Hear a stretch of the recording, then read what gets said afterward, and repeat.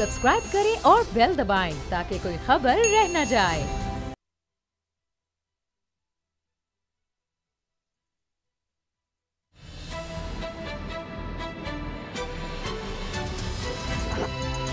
अब पता चला में आप जान सकेंगे फादर्स डे पर बच्चों की मुलाकात, क्या बदलेंगे हालात। बजट मंजूरी हुकूमत को एक और दरिया का सामना। शहबाज शरीफ की चीनी कड़वी हो गई, मुश्ताक चीनी का कड़वा बयान। नैब एग्जीक्यूटिव बोर्ड इजलास, मजीद गिरफ्तारियों का इम्कान। खिलाड़ियों की धुलाई, कप्तान की जमाई, नवा नंबर और अगर मगर का सफर। बिस्मिल्लाहिर्रहमानिर्रहीम, अस्सलाम वालेकुम। मैं हूं मोहम्मद उसामा गाजी और आप देख रहे हैं अब पता चला। एक बड़ी अहम बैठक हुई, बड़ी अहम मुलाकात हुई और उसके बाद मौलाना फजलुर रहमान साहब की APC भी आगे बढ़ती नजर आ रही है। लेकिन इस मुलाकात का मकसद क्या है? क्या सिर्फ दो खानदानों को ही इक़्तिदार का हक हासिल है इस मुल्क में कि उनकी ही अगली नस्ल इक़्तिदार पर कब्जा कर सकती है, इक़्तिदार में आ सकती है? कोई तीसरी जमात, कोई तीसरा शख्स सामने आ जाए तो फिर दोनों इकट्ठे हो जाते हैं? ये क्या आवाम को भेड़ बकरियां समझ रखा है कि कभी COD हो जाता है, चार्ट ऑफ डेमोक्रेसी हो जाता है, उससे पहले एक दूसरे के खिलाफ बयान दिए जाते हैं। 90 की दिहाई, 80 की दिहाई सबके सामने है, यानी पम्फलेट्स तक एक दूसरे के खिलाफ आते हैं, अखबार में इश्तिहारात, गैर अखलाकी इश्तिहारात भी आ जाते हैं। चार्ट ऑफ डेमोक्रेसी होता है, फिर उसके बाद हुकूमत साजी जब होती है फिर एक दूसरे के खिलाफ सामने आ जाते हैं, एक दूसरे को गद्दार कहना, इबरत का निशान बना देना, पेट फाड़ देना, ये सब बयानात। अब फिर इकट्ठे कि जब हुकूमत में नहीं तो फिर इकट्ठे होना है, किसी तरह से इक़्तिदार को हासिल करना है। क्या हो रहा है इस पर हम बात करेंगे। बाबर डोगर साहब हमारे साथ हैं, असद साहब भी हैं, लेकिन पहले रिपोर्ट देखते हैं आज क्या हो रहा है। इमरान भाई भाई मुक्या तेरा शो नवाज, गो नवाज, गो नवाज। जो जुबानें कल तक एक दूसरे के खिलाफ शोले उगल रही थी, आज इन्हीं जुबानों से एक दूसरे के लिए फूल झड़ रहे हैं। जो कल तक नाम सुनने के रवादार ना थे, आज मुलाकातों पर मुलाकातें कर रहे हैं।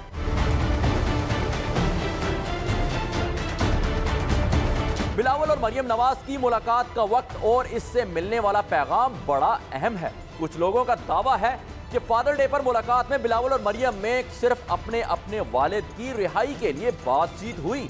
कहा यह भी जा रहा है कि मरियम नवाज ने नवाज शरीफ की हिदायत पर बिलावल से मुलाकात की।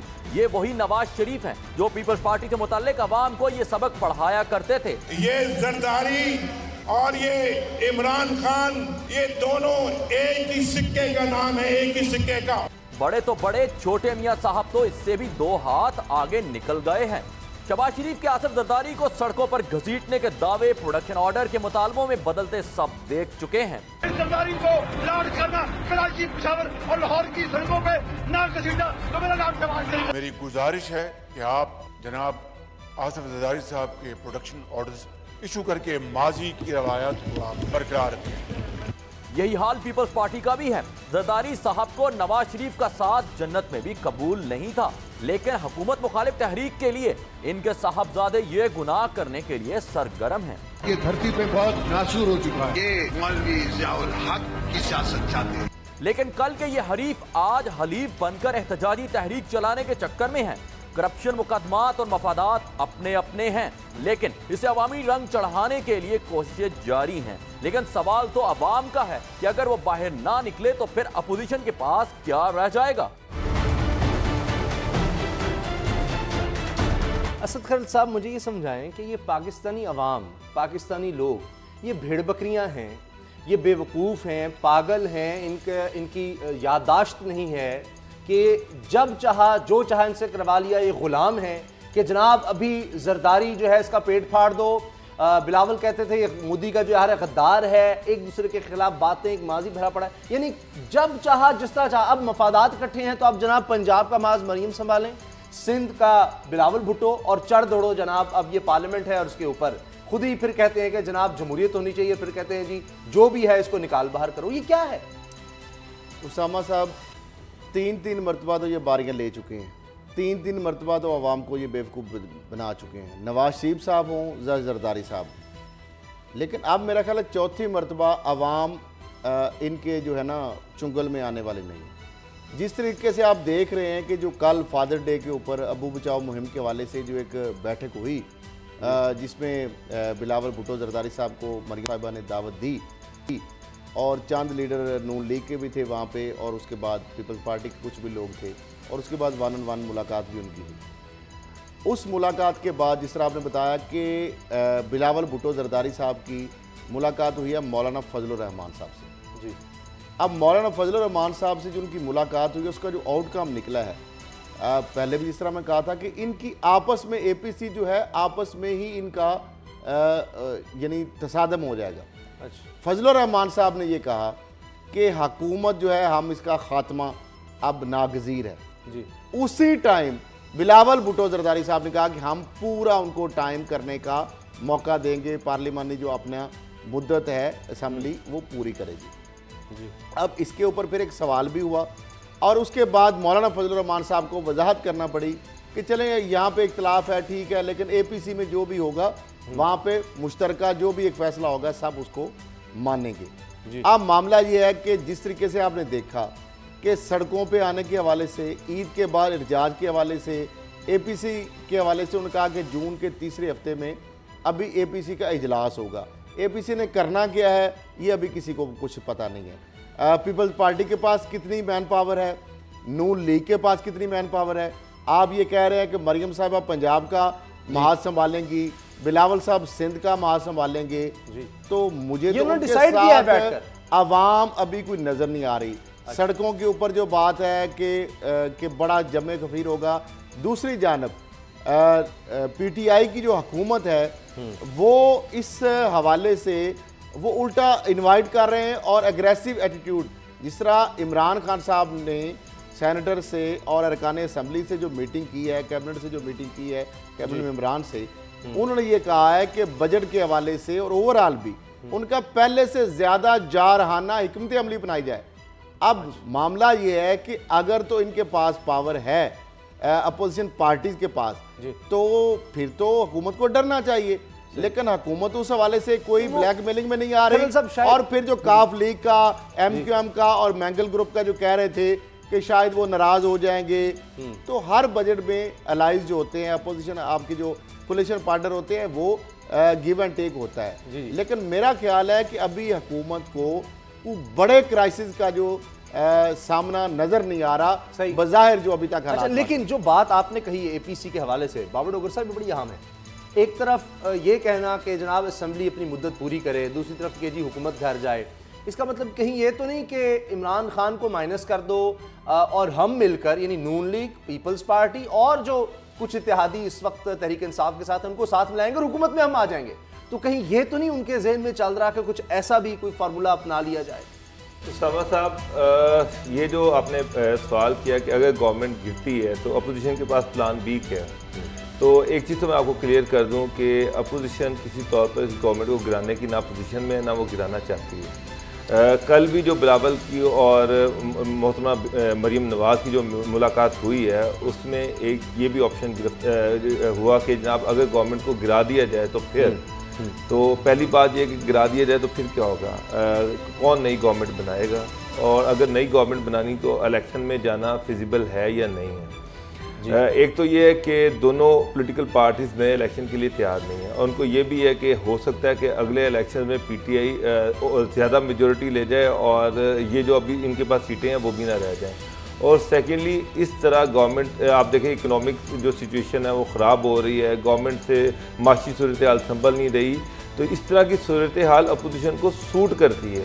तो एक चीज़ मैं आपको क्लियर कर दूँ कि अपोजिशन ये गवर्नमेंट कभी भी गिराना अफोर्ड नहीं करती, इसीलिए खान साहब जो है वो अग्रेसिव मूड में है, उनको पता है कि ये मुझे गिरा नहीं सकते, ना ये गिराना अफोर्ड करते हैं। अपोजिशन यही चाहती है कि सिचुएशन इसी तरह से चलती रहे। गवर्नमेंट जो उनकी स्ट्रेटजी आपको ये लग रही है कि सिर्फ ये दबाव के लिए इस तरह के बयान दो, वरना हुकूमत जो गलतियां कर रही है, नालायकियां कर रही है, इसको करने दो ताकि और गैर मकबूल हो जाए। अभी अगर हुकूमत, अगरचे चाहे इनके पास अभी इतनी ताकत नहीं है कि गिरा लें, लेकिन फर्ज कर लें कि अगर गिराने की पोजीशन में होते भी हैं, तो आप ये कह रहे हैं कि वो इसलिए नहीं गिरा रहे कि आप गिराया तो शायद एक हमदर्दी का वोट आ जाएगा, जी अभी तो 1 साल भी दिया था, तो लोग फिर भी दोबारा आपका ख्याल है कि इनको वोट कर सकते हैं तरीके इंसाफ को? ये इन पे सीरियस करप्शन के चार्जेस हैं, ये क्या चेहरा लेके लोगों के पास जाएंगे, किस तरह से उनसे वोट मांगेंगे? वो तो कहते हैं लोगों के लिए जेल में है नवाज शरीफ साहब और 18वीं तरमीम के लिए जरदारी साहब जेल में है। वो तो ये कह रहे हैं। सर कौम को सारा पता है, कौम इतनी बेवकूफ़ नहीं है, कौम की यादाश्त इतनी कमज़ोर नहीं है, कौम को पता है कि इस मुल्क को किस तरह से लूटा गया। मुझे एक बात बताएं, लोगों के पास जाने से पहले मरियम क्या बताएंगी कि मरियम जो ये कहती थी कि लंदन में तो क्या मेरी पाकिस्तान में भी प्रॉपर्टी नहीं है, और बाद में पता चला कि अरबों रुपए की प्रॉपर्टी निकली। हमजा शहबाज जो है उनके अरबों रुपए के उनकी टीटीज आती रही हैं, सलमान शहबाज की टीटीज आती रही हैं, जरदारी साहब के अरबों रुपए के फेक अकाउंट सामने आए हैं, वो फलूदे वाला, वो रिक्शे वाला, वो दुकानदार वाला, उसके जो अकाउंट्स हैं उन अकाउंट्स में अरबों रुपया आया है। कौन सी वजाहत आई है, कहाँ पर अवाम को मुतमिन किया है? आप गली मोहल्ले में निकले, हर बंदे को पता है कि ये दोनों करप्ट हैं, ये इन्होंने अरबों रुपए की करप्शन की है और इनके पास उस करप्शन के जवाब में कुछ नहीं है। ये टेक्निकलिटीज के साथ खेल रहे हैं, इसके अलावा इनके पास कुछ नहीं है। तो इस तरह से इनको भी पता है कि अवाम को पता है कि इन्होंने करप्शन की है और इनके पास अवाम को बताने के लिए कुछ नहीं है। तो ये अभी इनको पता है कि ये इलेक्शन का हालात इनके लिए साजगार नहीं है। ये चाह रहे हैं कि गवर्नमेंट इस सिचुएशन पे पहुंच जाए, इकोनॉमी इस सिचुएशन पे पहुंच जाए जहां पर अवाम बिल्कुल हाथ खड़े कर ले। तो ये उस वक्त तक का इंतजार कर रहे हैं। फिलहाल गवर्नमेंट को गिराना इनके मफाद में नहीं है, क्योंकि अभी तक तो ये लोगों को निकालने में नाकाम रहे हैं। आप देख लें कि मरियम पूरा जोर लगा रही हैं, बिलावल भुट्टो जो है जिस तरह से बिरयानी की प्लेटों पे तो ये लोगों को इकट्ठा करते हैं और बाद में 200-200 रुपया या 500-500 रुपये पे इकट्ठा करें तो कितने इस तरह से इकट्ठे कर लेंगे और कितने लोग इकट्ठे कर लेंगे। अच्छा, ये जो कारकुन हैं असद खलील साहब, ये भी सवाल नहीं करते क्या कि आप पहले हमें कह रहे थे कि जनाब चढ़ दौड़ो, यही जरदारी, ये बिलावल ये खिलाफ हैं, वहाँ से बिलावल और जरदारी साहब भी कहते थे सारा किया धरा जो है ये नून लीग का है और ये दुश्मन है, और अब कह रहे हैं कि इन्हीं से मतलब पंजाब में पीपल्स पार्टी के साथ मिलकर हमने काम करना है, वहाँ सिंध में जनाब नून लीग के साथ मिलकर काम करना है। तो कारकुन क्या बस उनको जिस तरफ लगाएंगे, अब इधर चल पड़ो, अब इसके खिलाफ बोलो, अब इसके साथ हो जाओ, इसके जलसे में जाओ, यानी अब पीपल्स पार्टी के लोग नून लीग के जलसे में आएंगे, उनके कारकुन के साथ शामिल होंगे, क्या ऐसा मुमकिन है? देखिए मेजॉरिटी आज भी उसामा साहब जो कारकुन के हैं नून लीग के या पीपल्स पार्टी के, आपको अंदाज़ा नहीं जब इलेक्शन होते हैं किस हद तक दुश्मनियाँ चली जाती हैं, मुकदमात होते हैं, कत्लो गारतगरी होती है, एक दूसरे के खिलाफ जो एजेंट होते हैं जिस तरीके से वहाँ पे लड़ाइयाँ होती हैं। अब वही कारकुन अगर आप कहें कि नून लीग जो है वो पीपल्स पार्टी के जलसों में जाए, पीपल्स पार्टी वाले जो है नून लीग के जलसों में आए, जो एक दूसरे के खिलाफ झूठे मुकदमात कराते रहे हों, जो एक दूसरे के कत्ल गारतगरी में इन्वॉल्व हों, तो ये तो पॉसिबल। जरदारी साहब अंदर हैं, उसके बारे में जरदारी साहब के खुद बयानात हैं, एक दफा नहीं कई मरतबा के नवाज शरीफ ने बनवाया मेरे खिलाफ केस, ये नवाज शरीफ ने मुझे। देखें ये तो एक रियलिटी है कि अभी तक जितने भी मुकदमात के अंदर नवाज शरीफ साहब हैं, जरदारी साहब हैं, फरियाल तालपुर साहब हैं या दीगर जो नून लीग के लोग हैं, ये कोई पीटीआई ने मुकदमा नहीं बनाया, ये एक दूसरे के खिलाफ ही इनके मुकदमात पेंडिंग पड़े हुए थे।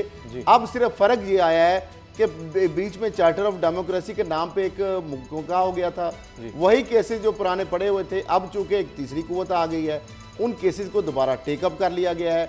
बनाए इन्होंने एक दूसरे को ब्लैकमेल करने के लिए थे, फिर उसके बाद थक गए, इनको समझ आ रही कि अवाम बेवकूफ हैं, फिर इन्होंने आपको पता है मुआहदा कर लिया, कोई केस टेकअप। अब मामला ये आप इसका credit supreme court of Pakistan है, नैब है, FIA है, दीगर जो इदारे इंडिपेंडेंटली काम अब करना शुरू हुए हैं, उस वजह से ये केस बने हैं।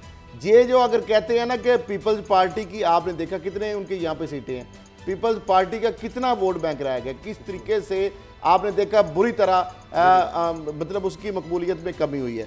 सिंध के अंदर आप देख लें, कराची, अर्बन सिंध, हैदराबाद से बिल्कुल वाइप आउट हो चुकी है ऑलमोस्ट पीपल्स पार्टी, इंटीरियर सिंध तक महदूद होकर रह गई है।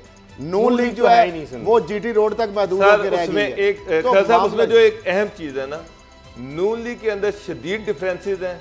ये जो इतवार को जो अबू बचाओ मुहिम के सिलसिले में दोनों की मुलाकात हुई है, अगर आप देखें तो मरियम नवाज के साथ थे कौन? फॉर्मर स्पीकर नेशनल असम्बली थे, राना सना थे, परवेज रशीद थे, मरियम औरंगजेब।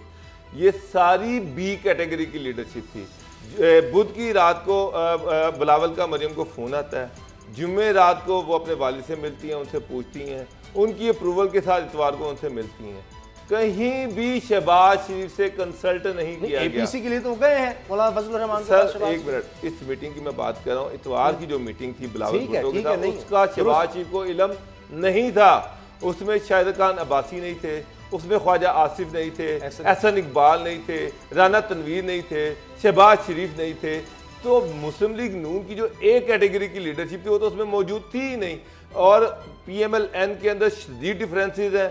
मरियम जा रही है कि सड़क पर आकर एहतजाज किया जाए, शहबाज शरीफ सड़क पर आने को कतन तैयार नहीं है, वो ये चाह रहे हैं कि पार्लियामेंट के अंदर जो भी एहतजाज करना किया जाए। मुझे एक बात बताएं, बिलावल इस्लामाबाद में बैठे हुए हैं, शहबाज शरीफ इस्लामाबाद में बैठे हुए हैं, वहां पर ही आपस में मुलाकात नहीं कर सकते थे। शहबाज शरीफ PMLN के सदर हैं, बिलावल उनसे डिस्कशन कर सकते थे, APC का एजेंडा उनके साथ मिलकर तय कर सकते थे, लेकिन बिलावल मरियम से मिलने आए हैं, लाहौर आए हैं और मरियम ने नवाज शरीफ को कंसल्ट किया है। इसका मतलब ये है कि PMLN में अभी भी नवाज शरीफ का एजेंडा और है, शहबाज शरीफ की वैगन डिफरेंट है और दोनों में इख्तिलाफात हैं। अभी भी शहबाज शरीफ नेशनल असेंबली के अंदर जो तकरीर कर रहे हैं वो उस तकरीर का एजेंडा किसी और साइड पे ले गए हैं। उसमें वो बिल्कुल बड़े एहतियात से, बड़े तरीके से स्पीकर साहब से कह रहे हैं कि जनाब जरदारी साहब को भी आने दें, ख्वाजा साहब को भी आने दें, लेकिन उसमें कोई एग्रेशन नहीं है। अब उन्होंने वो पेड़ तो नहीं फाड़ना ना, इसलिए वो कह रहे थे मैंने नाम निकाला तो मेरा नाम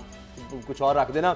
मौका दें वो भी फाड़ देंगे। एक अजीब बात यह है खरल साहब कि वो कह रहे हैं, शहबाज शरीफ साहब स्पीकर से कह रहे हैं कि जनाब, अच्छा नाम कितनी इज्जत से ले रहे हैं, बड़ी अच्छी बात है आसिफ जरदारी साहब का, जनाब मोहतरम आसिफ जरदारी साहब का साद रफीक साहब का प्रोडक्शन ऑर्डर जारी करने, चले ये तो समझ आ गई। उसके बाद वो चले जाते अली वजीर और मोहसिन दावड़ को भी, चारों के नाम उन्होंने इकट्ठे लिए हैं। ये क्या माजरा हो गया कि कहीं ऐसे तो नहीं कि ये PTM जिस तरह पश्तूनों की महरूमियों को ढाल बनाकर या उनको एक्सप्लॉइट कर इस्तेहसाल करके वो अपना एजेंडा सामने ले आए। ये इस क्लास का ये जो लोग बातें कर रहे हैं कि जी गरीब हम किसी सूरत में बजट पास नहीं होने देंगे, आज हंगामा रही फिर हुई, इस कदर हंगामा रही, दोनों तरफ से मछली मंडी बन गया, मछली बाजार बन गया। ये ऐवान सारी दुनिया देख रही है, मजाक उड़ा रही है, लोगों का क्या एतमाद होगा जमहूरियत, इसलिए हम इनको भेजते हैं। यानी मोहल्ले में इस तरह लड़ाइयाँ नहीं होती जिस तरह यहाँ पर हो रही हैं। और वो जिन लोगों के नाम ले रहे हैं वो तो ऐसे लग रहा है कि एजेंडा कुछ और है। तो बजट की भी अगर बात करते हैं, गरीब पर जनाब बड़ा टैक्स लगा है, गरीब पर, अमीर को छूट दे दी, तो आपको कुछ होना चाहिए, आप तो सारे अमीर बैठे हैं और इनको फिक्र है गरीब की। अगर इतनी फिक्र है तो रायबंड के थोड़े मोहल्लात छोटे करके वहां पर गरीबों की बस्ती बना दें, इतनी ही अगर है।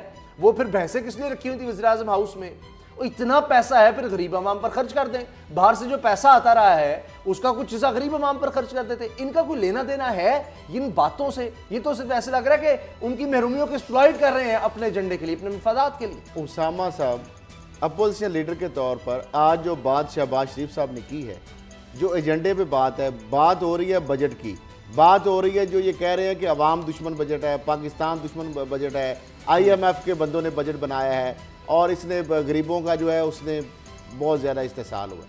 लेकिन वहाँ पे मामला हो रहा है करप्शन को बचाव के हवाले से, कि जो करप्शन के हवाले से जो दो लीडर पकड़े हुए हैं, जरदारी साहब और साद रफीक साहब, उनके ऊपर, और दूसरे जिनके ऊपर चार्जेस क्या है कि मुल्क से दुश्मनी के, आर्मड फोर्सेस के ऊपर हमले करने के, गैर मुल्की ताकतों के अलाकार बन के अपनी चेक पोस्टों पे अपने फौजी जवानों पे हमले करवाने के, उसके जो लोगों को अकसाने के।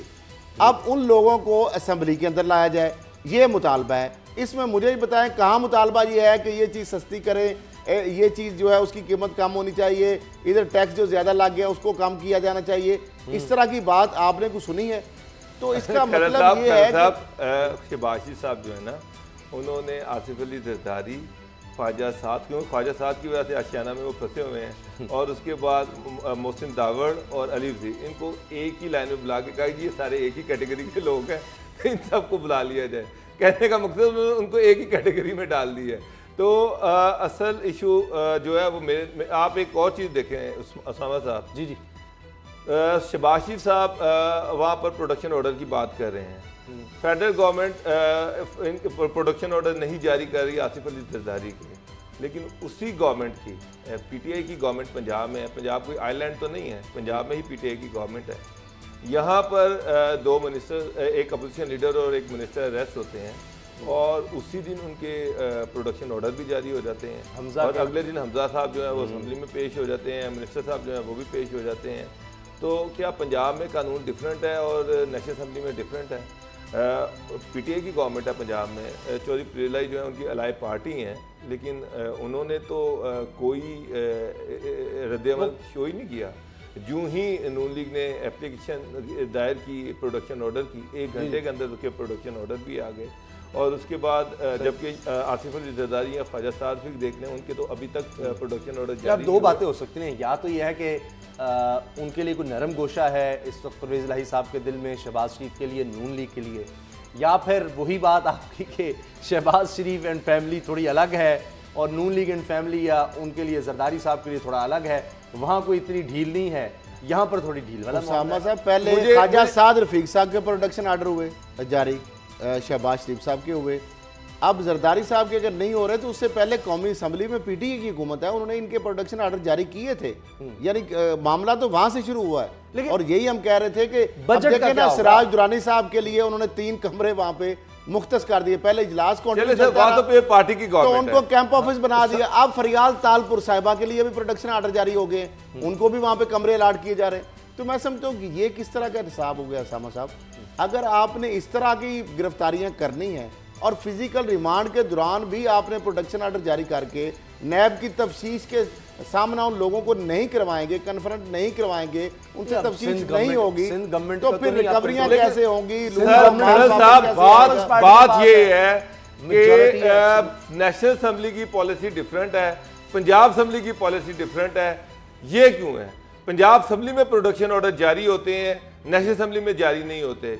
क्या PMLQ के ताल्लुकात PTI से सही नहीं है, या PMLQ जो है वो PTI की पॉलिसी को फॉलो नहीं कर रही, या चौधरी परवेज़ लाई इसलिए नाराज है कि उनके बेटे मोहम्मद लाई को मिनिस्टर नहीं बनाया जा रहा। लेकिन एक इशू तो ज़रूर है कि उनके ऑर्डर जो है, हमजा शहबाज के जो ऑर्डर है वो जारी हुए, वो असेंबली में बैठे हुए हैं, जरदारी साहब को असेंबली में नहीं बैठे देना।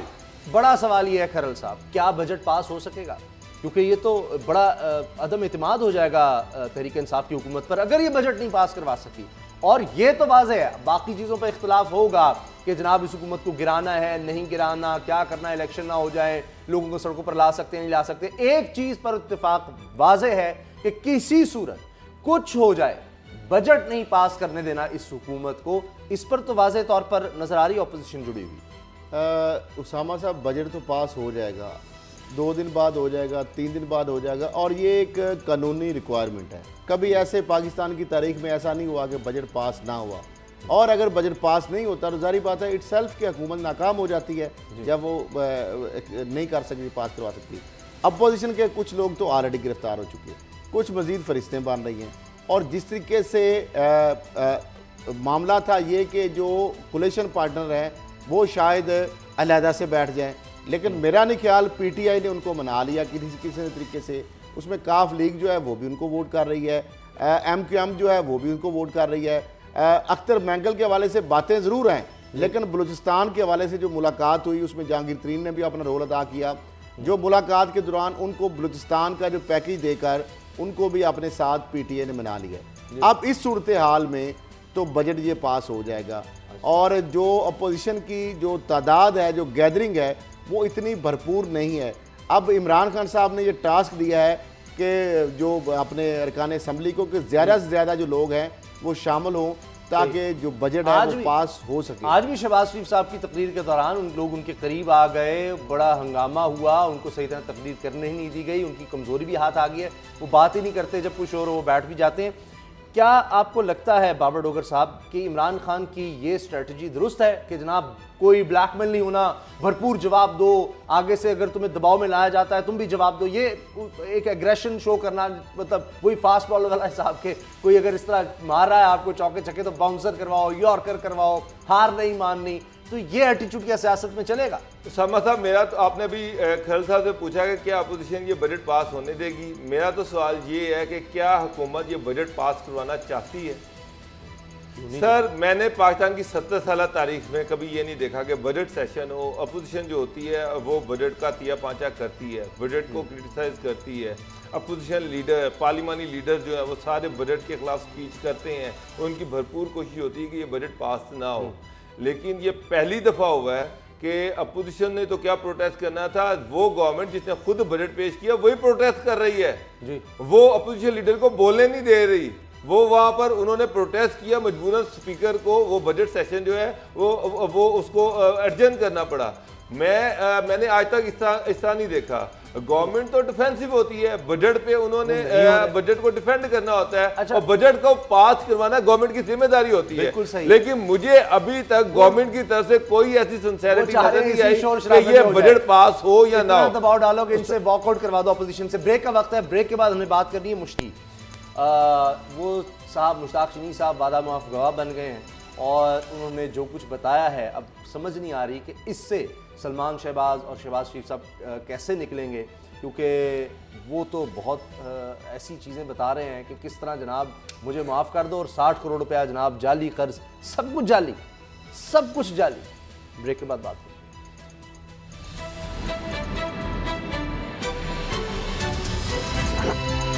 अब पता चला।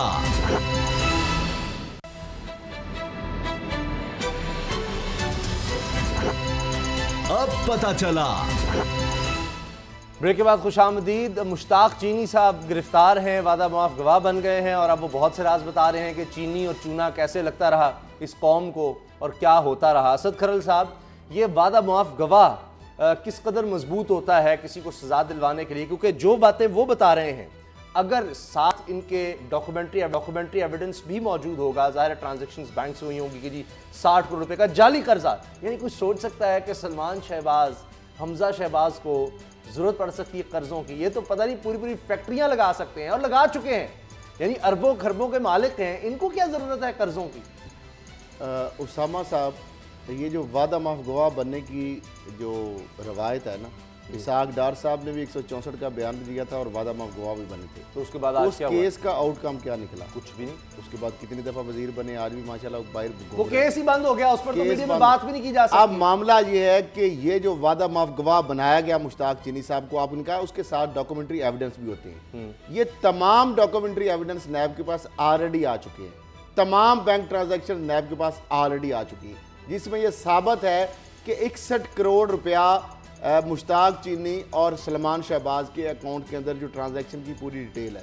इसके लिए दो फर्जी जो एग्रीमेंट बनाया गया 2005 में, एक फर्जी डेट थी, फर्जी एग्रीमेंट थे, जिसके ज़रिए ये साबित करने की कोशिश की गई कि मुश्ताक चीनी जो है उन्होंने सलमान शहबाज को कर्जा दिया है जी, और उसके कर्जे में वो वापस कर रहे हैं, वो कर्जा दे रहे हैं, ये कहानी एक बनाई गई। फिर अब्दुल कयूम साहब बैंक अल फलाह के एक मैनेजर हैं और उनके बेटे हैं कासिम कयूम साहब जो मनी चेंजर है जी। अच्छा, फिर उसके बाद उस्मान साहब हैं जो CFO हैं सलमान शहबाज के। जो शहबाज हैं उनके जो CFO, उनके अकाउंट से TT लगवा के 2 करोड़ 53 लाख की वो की गई। फिर मुश्ताक चीनी के एंड कंपनी जो है उसके बेटे की भी एक कंपनी बनाई गई। ये 61 करोड़ की ट्रांजैक्शन हुई है। अब मामला क्या है कि वो वादा माफ गवाह बन गए। वादा माफ गवाह बनने में उन्होंने शहबाज शरीफ साहब का कहीं नाम नहीं लिया। मेन जो ट्रांजैक्शन है उनकी और सलमान शहबाज की हुई। हमजा का नाम बीच में जरूर उन्होंने लिया है, लेकिन उसके हवाले से कुछ ज्यादा डॉक्यूमेंट्री एविडेंस नहीं है जी। अब ये वादा माफ गवाह साहब जो हैं ये बाहर चले जाएंगे, यानी ये रिहा हो जाएंगे। रिहा होने के बाद ये बाहर चले जाएंगे। तो सलमान शहबाज साहब बाहर है, हमजा शहबाज कहेंगे सलमान शहबाज और इनका मामला है, हमजा शहबाज को भी क्लीन चिट मिल जाएगी। जब सलमान शहबाज वापस आएंगे उस वक्त तक मुश्ताक चीनी साहब बाहर होंगे, वो मुल्क के अंदर ही नहीं होंगे। मैं समझता हूं कि नून लीग की जो तजर्बाकार टीम है ना, जो लीगल टीम है, मैं उसको खराज तहसीन पेश करता हूं कि इस केस के अंदर उन्होंने खुद मैं कहता हूं ये सारा मैनेज्ड है, ये स्टेज है सारा काम।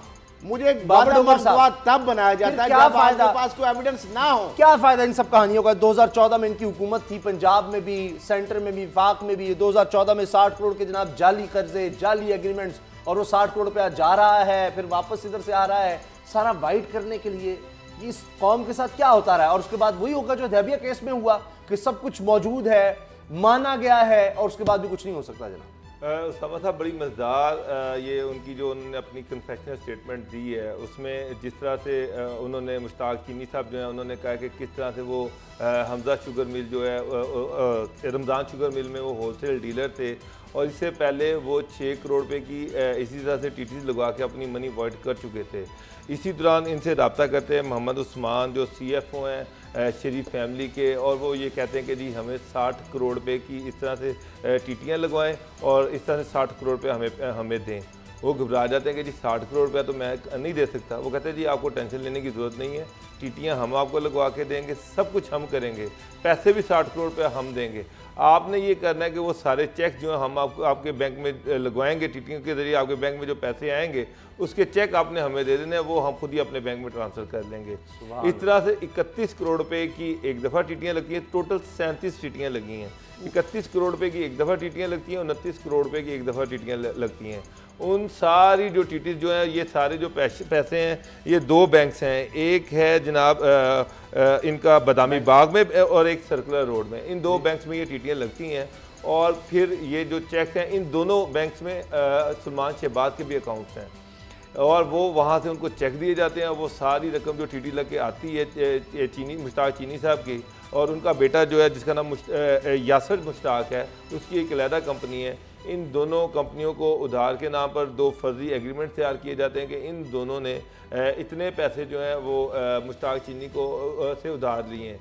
मुश्ताक चीनी साहब ये कहते हैं कि जनाब जिन लोगों ने उनको टीटियाँ भेजी हैं, ना मैं उनके नाम जानता हूँ, ना मैं उनका एड्रेस जानता हूँ, ना मैं उनसे कभी मिला हूँ।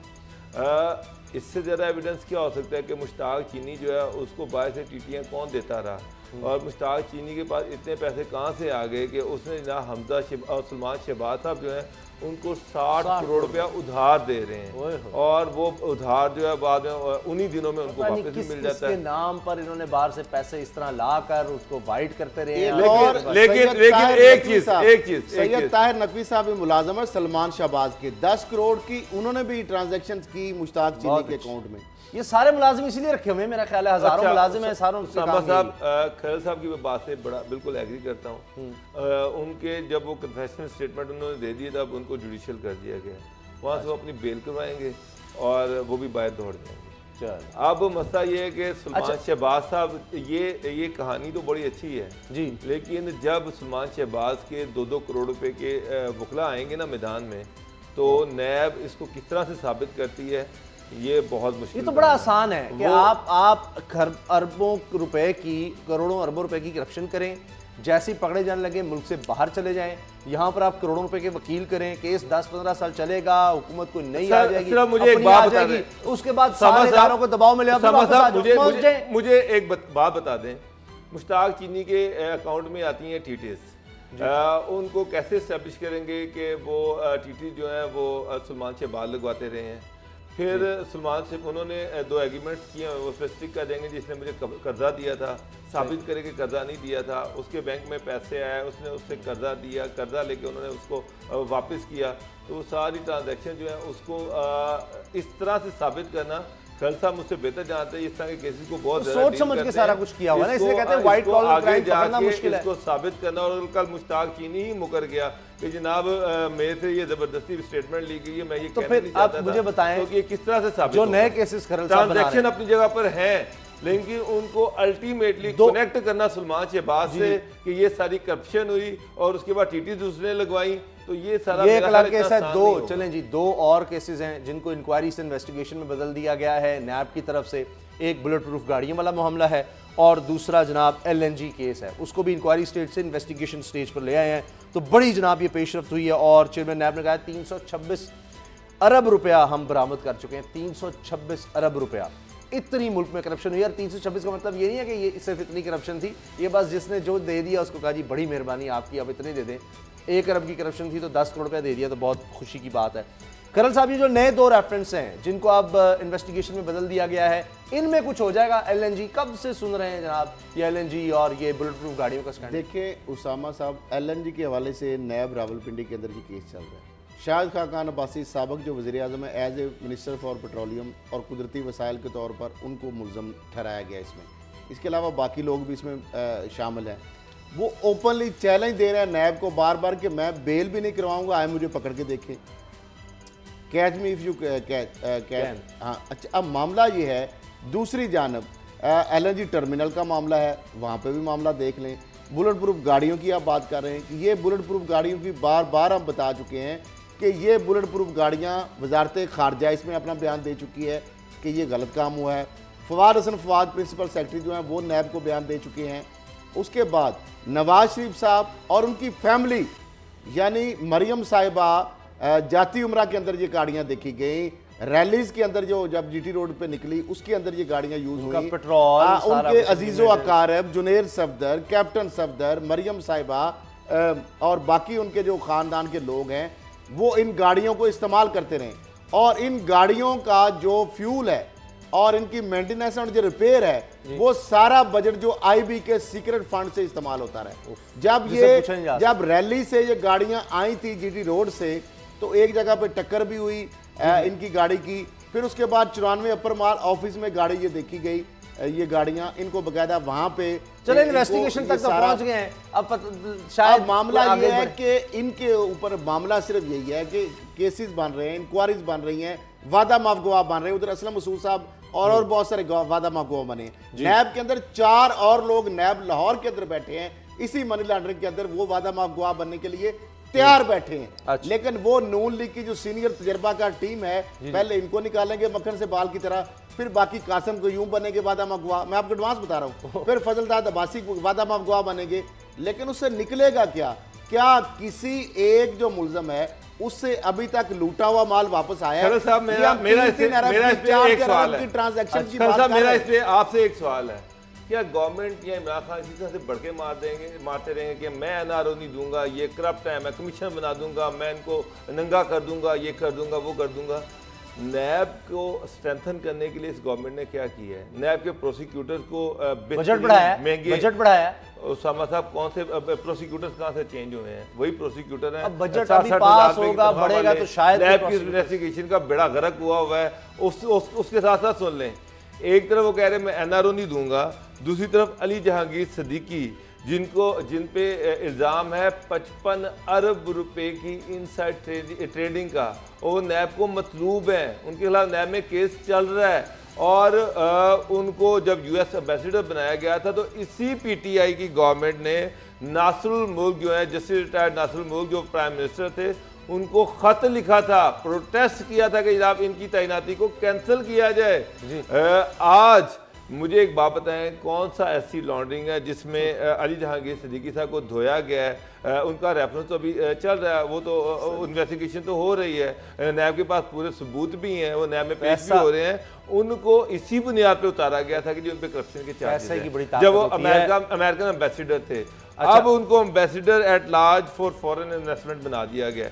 वो बंदा जिसपे 55 अरब रुपए की करप्शन का इल्जाम है और उस पे मनी लॉन्ड्रिंग का इल्जाम है, बाहर से ले आओ, इन्वेस्टमेंट ही ले आओ, जो बाहर रखी हुई है वो ले आओ, अपने दोस्तों की ले आओ, बाकियों को भी लगा दे। यार उसामा साहब, वो ताड़े रजीज ने मैंने तो ऐसा तुझे सपोर्ट कर रहे हो। साहब आप बताएं, मैं आपसे पूछता हूं, आप ये कहते हैं, आप ये कहते हैं खान साहब कभी और मुझे बता दे, और मुझे बता दे कोई जवाब बनता है? तैनातियों के ऊपर जाहिर बात है सवाल तो उठेंगे, और यही मसला है कि आप जब इस तरह की तकर्रियां करते हैं तो उसके ऊपर फिर क्वेश्चन भी उठते हैं, और फिर कैबिनेट के अंदर और लोग देख रहे हैं ना। अब फवाद चौधरी साहब को नाकामी उनकी वजारत में हुई जी, और उसको उठाया गया, और साइंस एंड टेक्नोलॉजी के अंदर जो कारनामे सरंजाम दे रहे हैं, मेरा ख्याल है किसी आमरीत के दौर में भी इस तरीके से किसी फेडरल जो मिनिस्टर हैं उन्होंने इस तरीके से साफी को एक पब्लिक प्लेस के ऊपर इस तरह थप्पड़ नहीं मारा। अच्छा, फवाद चौधरी का सुन ले, फवाद चौधरी का सुन ले, मुझे नहीं समझ आई कि उसकी मजबूरी क्या है। साहब को मैं अप्रिशिएट करते हैं, दोबारा जो अपॉइंटमेंट हुई है उसमें भी उन्होंने इमरान खान को लेटर लिख दिया है। क्या सर्विस की उन्होंने? चले वो उस काम में भी टांग अड़ा रहे हैं। मुझे बता दें आखिर में 30 सेकंड हैं,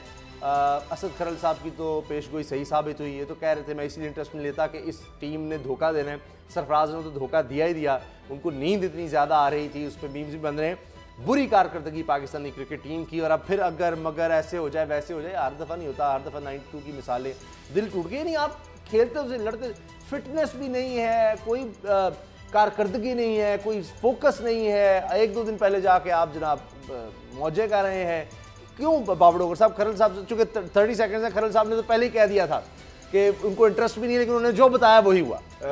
उसामा साहब, इंडिया की टीम हमसे ज़्यादा प्रोफेशनल थी, हमसे ज़्यादा मजबूत थी। हमारे खिलाड़ी जो थे उस प्रोफेशनली स्ट्रॉन्ग नहीं थे, फिजिकली स्ट्रॉन्ग नहीं थे, हुब्बुल वतनी इतनी ज़्यादा नहीं थी, और मेरा ख्याल है कि बाकी चीज़ें जो है उनमें वो ज़्यादा इंटरेस्ट लेते रहे। अगर उनमें ज़रा भी हुब्बुल वतनी होती तो रातों को शीशा ना पी रहे होते, नाइट क्लब में ना जा रहे होते। बहुत शुक्रिया, बहुत बहुत शुक्रिया बाबर डोगर साहब, वक्त खत्म हो गया, इजाज़त दीजिए, अल्लाह।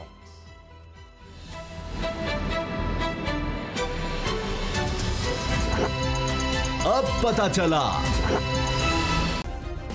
सब्सक्राइब करें और बेल दबाएं ताकि कोई खबर रह न जाए।